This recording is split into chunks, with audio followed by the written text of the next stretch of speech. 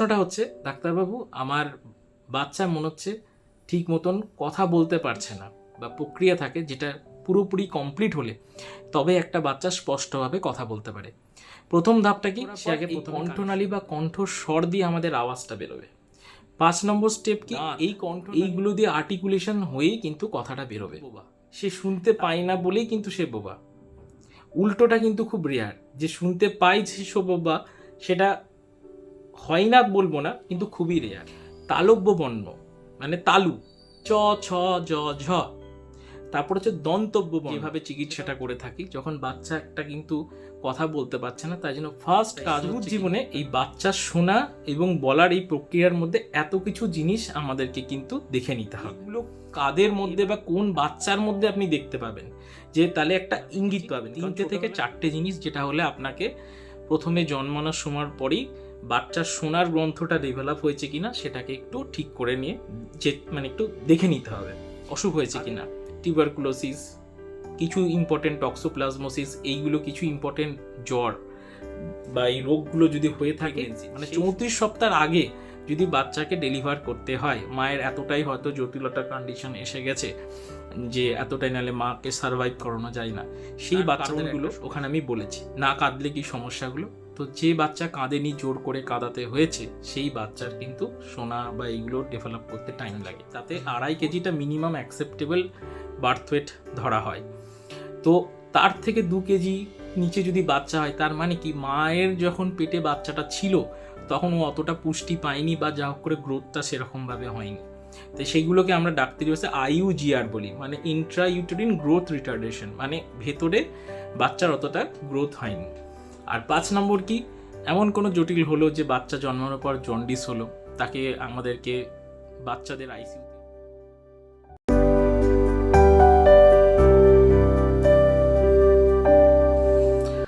নমস্কার, একটা নতুন সুচেতনা পর্বতে সকলকে স্বাগত। আমি doctor Sabyasachi Ghosh, consultant ENT and head neck surgeon. আজকে একটা বেশ ইন্টারেস্টিং বিষয় নিয়ে কথা বলবো, যেটা আমি ক্লিনিক্যাল আমার প্র্যাকটিস লাইফে প্রচণ্ডভাবে দেখে আসি, এবং প্রচুর মানুষের এটা নিয়ে কোয়ারি আছে, প্রশ্ন আছে, একটু অনেকেরও ভুল ধারণা আছে এবং কিছু জানার অভাব লাগছে।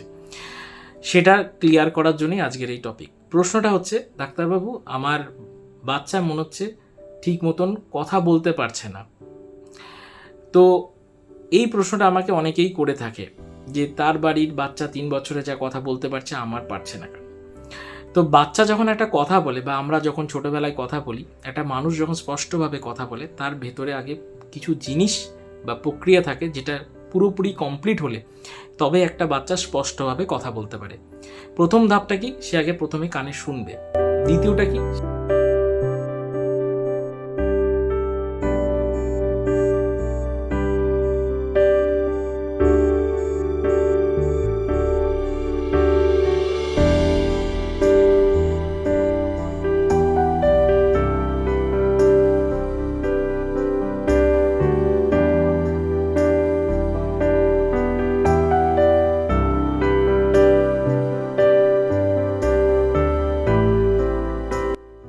দ্বিতীয়টা কি, সে এই শোনাটাকে ব্রেনে সে ভালো করে বুঝবে।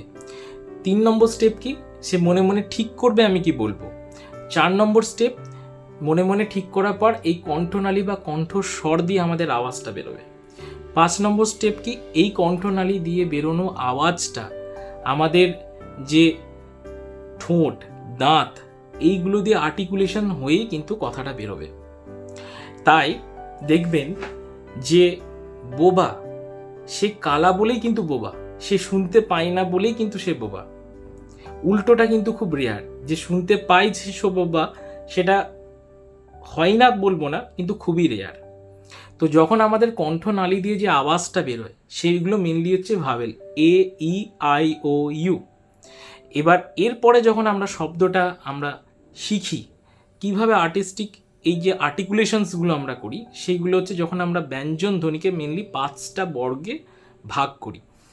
এই আওয়াজটা যখন আমরা আর্টিকুলেট করতে শিখি, তখনই যেমন ইচ্ছা আমরা কথাটা বলতে পারি। যেমন কি কণ্ঠবর্ণ, যেমন ক, খ, গ, ঘ। তালব্য বর্ণ মানে তালু, চ ছ জ ঝ।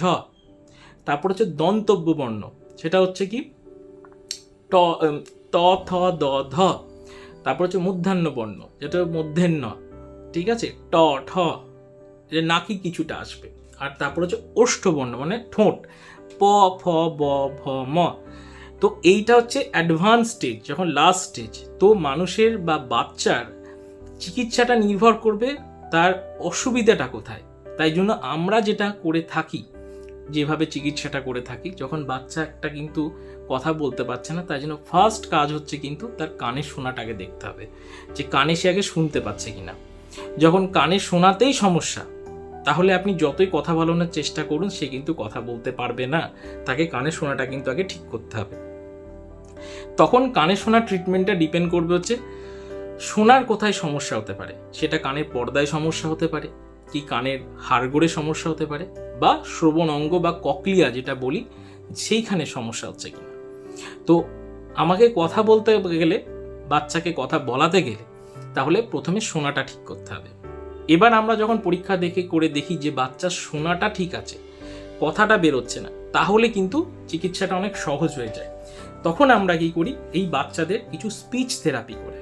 এই স্পিচ থেরাপি করলে কিন্তু বাচ্চারা অনেক ভালোভাবে কথা কিন্তু বলতে পারে। এবং আমার কাছে এমন এমন কিছু বাচ্চা এসছে যারা বড় বয়সে অতটা ভালো করে কথা বলতে পারে না বলে স্কুলে ওদেরকে ড্রপ করে দেওয়া হয়েছিল। তাদেরকে আমরা চিকিৎসা করে কিন্তু অনেকটাই বেটার রেজাল্ট দিয়ে তারা কিন্তু আবার সেই স্কুলে গিয়ে ভর্তি হয়েছে, and they are doing really well. মানে বাকি স্টুডেন্টদের মতনই এখনও রেজাল্ট করছে, ক্লাসে অ্যাটেন্টিভ রয়েছে। তাই শুরুর জীবনে এই বাচ্চার শোনা এবং বলার এই প্রক্রিয়ার মধ্যে এত কিছু জিনিস আমাদেরকে কিন্তু দেখে নিতে হবে। তো এবার যে কথাটা বা ইম্পর্টেন্স যেটা হয়, যে এইগুলো কাদের মধ্যে বা কোন বাচ্চার মধ্যে আপনি দেখতে পাবেন, যে তাহলে একটা ইঙ্গিত পাবেন। কারণ ছোটোবেলায় তো ওইভাবে বাচ্চা আপনাকে তো বলবে না আমি শুনতে পাচ্ছি কি পাচ্ছি না, বা প্রথমে 1-2 বছর আপনি অতটা বুঝতে পারবেন না যে বাচ্চাটার শোনা বা বলার কোনো অসুবিধা। সে তো কারণ প্রথমে বাচ্চাটা তো 1 বছর কাঁদবে, কাঁদাটাই তার এক মতন ভাষা।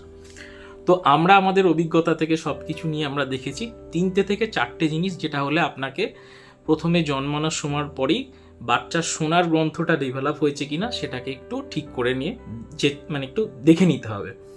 কাদের 1 নম্বর হচ্ছে বিশেষ করে সেই মাদের যাদের লাস্ট ট্রাইমেস্টার, লাস্ট 3 থেকে 6 মাস কোনো মেজর কোনো অসুখ হয়েছে কিনা, টিউবারকুলোসিস, কিছু ইম্পর্টেন্ট টক্সোপ্লাজমোসিস, এইগুলো কিছু ইম্পর্টেন্ট জ্বর বা এই রোগগুলো যদি হয়ে থাকে, সেই সময়টাতে কিন্তু বাচ্চাদের শ্রবণ অঙ্গটার কিছু মানে অংশ তৈরি হয়। তো সেই সময় যদি মেজর কোনো মায়ের কোনো যদি অসুখ হয়ে থাকে, সেইখানে কিন্তু বিশেষ করে ভাইরাসজনিত রোগগুলোতে কিন্তু বাচ্চাদের এই প্রভাবটা পড়ে। দ্বিতীয়ত ক্ষেত্রে কি, যে মায়ের কন্ডিশন এতটাই খারাপ, বাচ্চাকে বিফোর 34 উইকস অফ প্রেগনেন্সি মানে 34 সপ্তাহের আগে যদি বাচ্চাকে ডেলিভার করতে হয়, মায়ের এতটাই হয়তো জটিলতার কন্ডিশন এসে গেছে যে এতটাই, নাহলে মাকে সার্ভাইভ করানো যায় না, সেই বাচ্চাদের একটা সমস্যা হয়। থার্ড কি, যে বাচ্চা কাঁদেনি আফটার বার্থ, এই নিয়ে আমি একটা টপিক করেছি, দেখবেন যে বাচ্চার কাঁদাটা কেন জরুরি, একবার বুঝতে চাইলেন ওখানে এই টপিকটা সম্বন্ধে জানতে পারবেন। যে বাচ্চা কাঁদেনি সেখানে তার কারণগুলো ওখানে আমি বলেছি, না কাঁদলে কি সমস্যাগুলো। তো যে বাচ্চা কাঁদেনি, জোর করে কাঁদাতে হয়েছে, সেই বাচ্চার কিন্তু শোনা বা এইগুলো ডেভেলপ করতে টাইম লাগে। ফোর্থ কি, লো বার্থ ওয়েট বাচ্চা, মানে লো বার্থ ওয়েট কখন আমরা ইউজুয়ালি বলে থাকি, এখন আমাদের ইন্ডিয়ান যে স্ট্যান্ডার্ড গাইডলাইন্স আছে তাতে 2.5 কেজিটা মিনিমাম অ্যাকসেপ্টেবল বার্থ ওয়েট ধরা হয়। তো তার থেকে 2 কেজি নিচে যদি বাচ্চা হয়, তার মানে কি মায়ের যখন পেটে বাচ্চাটা ছিল তখন ও অতটা পুষ্টি পায়নি, বা যা হোক করে গ্রোথটা সেরকমভাবে হয়নি। তো সেইগুলোকে আমরা ডাক্তারি ভাষায় IUGR বলি, মানে ইন্ট্রা ইউটেরিন গ্রোথ রিটার্ডেশন, মানে ভেতরে বাচ্চার অতটা গ্রোথ হয়নি। আর 5 নম্বর কি, এমন কোনো জটিল হলো যে বাচ্চা জন্মানোর পর জন্ডিস হলো, তাকে আমাদেরকে বাচ্চাদের আইসিইউতে, যেগুলোতে NICUতে রাখতে হয়, সেই বাচ্চাগুলো, এইগুলো হচ্ছে হাই রিস্ক বেবিজ, যাদের আমি মনে করি বা আমরা মনে করি একবার বাচ্চাটা জন্মানোর পরেই একবার করে কানে শোনাটাকে স্ক্রিন করিয়ে নিতে হবে। তাহলে কি ছোটোবেলাতেই আমরা সঠিক ট্রিটমেন্টটা দিতে পারবো। আর আরেকটা জিনিস যেটা বলার কথা, যে যখন বাচ্চা জন্মানোর পরে যে সময় মতন সব ভ্যাকসিনেশনগুলো কিন্তু অবশ্যই করিয়ে নেবেন, কারণ এই ভ্যাকসিনেশনগুলো করানোটাই খুবই ইম্পর্ট্যান্ট, কারণ ভ্যাকসিনেশন না করালে কি হয়, খুব সহজে ইনফেকশনস হয়ে যায়, সেখান থেকে একটা কিন্তু শোনার সমস্যা হতে পারে।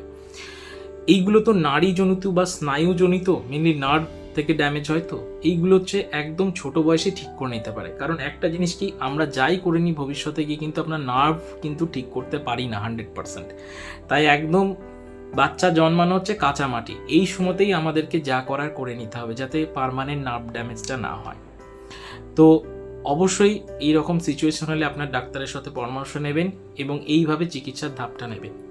তো এখন স্পিচ থেরাপির অনেক অ্যাডভান্স স্পিচ থেরাপি এসে গেছে, যাতে যেখানে বাচ্চারা যারা তোতলায়, স্ট্যামার করে, সেইগুলোও কিন্তু আমরা স্পিচ থেরাপি দিয়ে অনেক ভালো রেজাল্ট পেয়ে থাকি। তো সবচেয়ে আগে শোনাটা ইম্পর্টেন্ট, তারপরে যেগুলো আমি ধাপে ধাপে যেগুলো বললাম সেগুলো অবশ্যই সময় মতন কোথাও নিজের ENT ডক্টরের সাথে কনসাল্ট করে নেবেন। তো সেইভাবে আমাদের চিকিৎসাটা নির্ভর করবেন। এই ব্যাপারে সচেতনামূলক ব্যাপারটা হচ্ছে কি, কখনো যখন এইগুলো হচ্ছে, আমার ছেলের এই অবস্থা বলে বাইরের দুটো লোক জানাজানি হয়ে যাবে, জিনিসটা খারাপ, এই সমাজ সচেতনতা আনাটা দরকার। আপনার কিন্তু সময় থাকতেই চিকিৎসাগুলো করিয়ে নেবেন, এতে কারোরই কোনো দোষ নেই, কারোরই হাত নেই। কিছুটা by luck, by God's grace এটা হয়, কিন্তু সবচেয়ে ভালো ব্যাপার আমাদের সায়েন্স বলুন বা আমাদের এই চিকিৎসা বিজ্ঞান আজকে এতটা উন্নত, আজকে আমরা 100 বছর আগের থেকে কিন্তু অনেকটা এগিয়ে আছি। তাই যেসব রোগের আগে সমাধান ছিল না, এখন কিন্তু আমরা অনেকটাই তার দিকে কিন্তু এগিয়ে রেখেছি। তাই সময় থাকতে সচেতন থাকবেন, আর নিজের ছোট্ট বাচ্চা বা শিশুটাকে একটা সুন্দর জীবন উপহার দেবেন, সেটা সব মা বাবাই করে থাকে। এবং সকলে ভালো থাকবেন, নিজের বাচ্চাটা শিশুটাকে নিয়ে সপরিবারে ভালো থাকবেন। আবার দেখা হবে পরবর্তী কোনো সূচনা পর্বতে। আশা করি আপনাদের ভালো লেগেছে, শুনে আপনারা উপকৃত বোধ করেছেন। নমস্কার, ভালো থাকবেন, দেখা হবে পরের কোনো ভিডিওতে।